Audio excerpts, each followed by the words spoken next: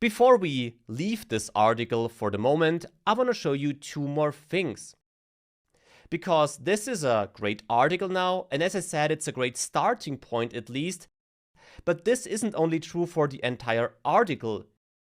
You can also use different sections of this article to even dive deeper and to get even better results for whatever you need. For example, the title up here. The iPhone Evolution, a journey from the first presentation to 2021. Instead of taking this title as given, we could now challenge ChatGPT to find out other, maybe even better titles. So with the following prompt, we want to have more titles that are super exciting to grab the attention of potential readers. And we need at least 5 titles to choose from.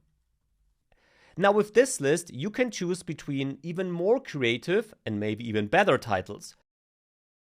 So you should always keep this in mind. Don't take the first result as given. Use it as starting point to then find even more creative solutions. The second thing I want to show you is that as we have this great article now, we can also use this article and create an executive summary. Because it's always great for the people who don't have a lot of time and want to grab the information as fast as possible to have such a summary at the end or at the beginning of an article.